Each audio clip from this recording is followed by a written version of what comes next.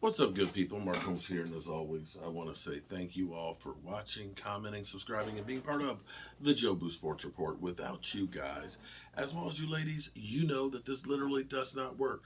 Hope you're having a great Monday. This is speculation time, of course.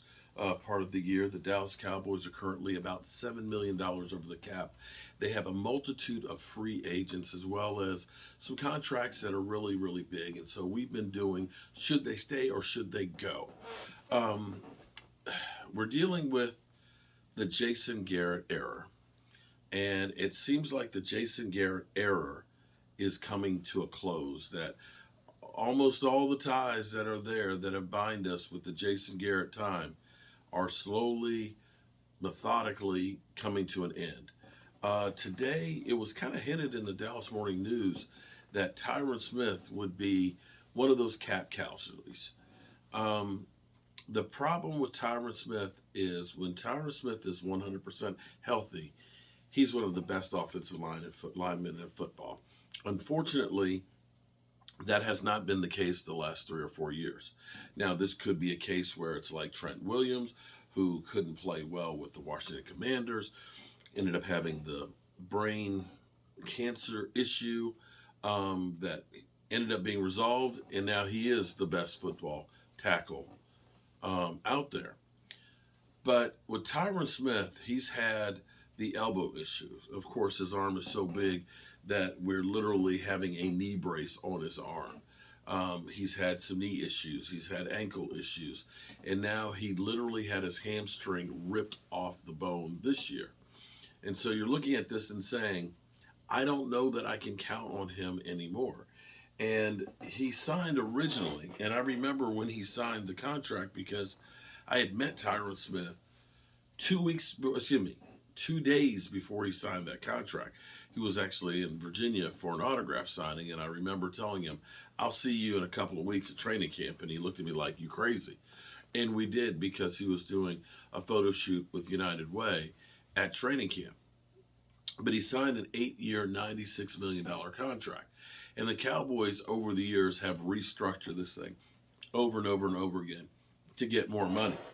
Currently, his contract, his cap number for this year is, wow, $17.6 million. Now, the Cowboys looking at this, knowing that they're $7 million over the cap, and wondering, is he going to be able to hold up? Because your best ability is your availability, as we all know in football. If they were to cut Tyron Smith, let me get my numbers exactly straight, as a pre-June 1st cut, they just said, we're just going to out and out let you go right now. Because they do need the $7 million to get under the cap by March 15th.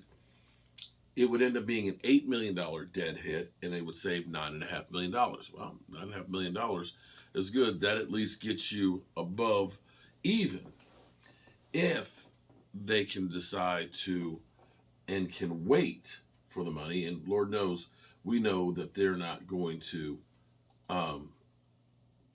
be able to, or we know they're not going to spend any money free agency. They just need to get down to zero and sign their guys. It would end up being a $13.6 million saving if you designated him a June 1st cut, with only $4 million in dead money, which ideally that gives you more, additional $4 million of cap room to work with. And so I've thought that after he got injured from the hamstring, that this was pretty much a done deal, that this was the end of Tyron Smith being with the Dallas Cowboys. It's just too much money that's tied up in there for the amount of injuries that he had. It's just, when you start getting injured, you don't stop getting injured, and all of a sudden, we got all the injuries out the way, so now we're going to be healthy. No, those nagging injuries are going to constantly persist. But to his credit, from coming back from the hamstring issue, he played great, especially in a position that he's not used to playing in. But it's at that point where I just don't think you can rely on him anymore. Zeke Elliott, another one. Now, when Stephen Jones and Jerry Jones were talking about Zeke, they said, yeah, we want to bring Zeke back. Well, we always want to bring somebody back, but that doesn't mean we're going to bring somebody back. I remember Jerry Jones saying we want to bring Des Bryant back, and we didn't.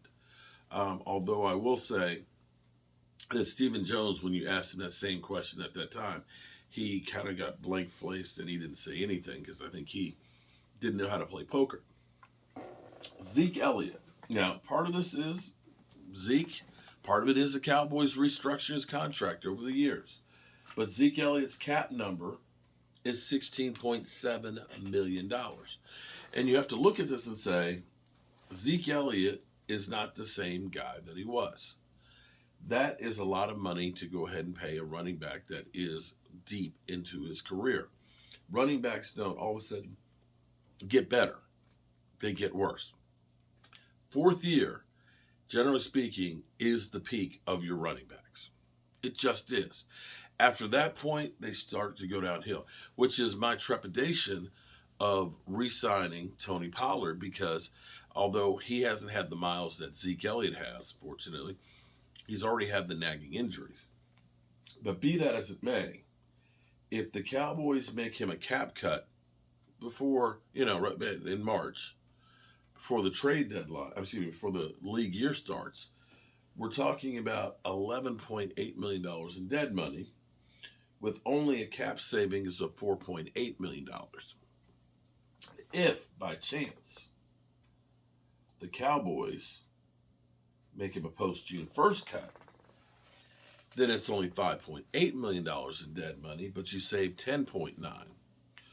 The third option would be is what you did with DeMarcus Lawrence last year. DeMarcus Lawrence had a $27 million cap hit. And Catboy went to him and said, hey, how about we give you $10 million for 1 year and we call it a day? And that's when he said, man, release me. But they ended up working out a deal. They tore up the old one and they came up with the new one, which I think could be a possibility because Zeke Elliott wants to be here. The question would be is, what kind of money would he take down for remaining as Cowboy? We saw Sean Lee do that years ago, and I believe his contract was like $4.5 million or something like that. I don't know how low Zeke would go, but the reality is, at best case scenario, if you end up cutting him, okay, you're going to pay $5.8 million. This sounds crazy, and he probably is cussing me out when I say this, if he actually, or anybody that is tied to him, watches the show. But I say, hey, Zeke, if we cut you, we're going to take a $5.8 million hit. Zeke, how about we just offer you $6 million? You have to pay that money anyway. A couple $100,000 more, you got him on the roster. Now, would Zeke take that? I don't know. I don't know that at all. But it's worth trying. You want to try and maximize everything you have. Zeke Elliott has been an outstanding blocker. He is that short yardage guy.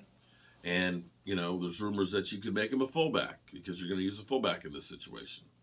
All things are possible. So should they stay or should they go? I'm of the guild that we've seen the end of both of them in Dallas. And we're coming to the tail end of the people who were here, basically with Jason Garrett. They're few and far between. We know Dak Prescott was. I think Dalton Schultz may have been. Noah Brown was. But we're beginning to turn this thing over completely. And now that Kellen Moore is gone, pretty much the ties that bind Jason Garrett are gone. We'll be going into this more tonight, 9 o'clock Eastern. And we'll be talking about what we can expect from Brian Schottenheimer's offense. Is he, like his father, run heavy? Or is he more pass happy? It's going to surprise you what I found. All right, see you then.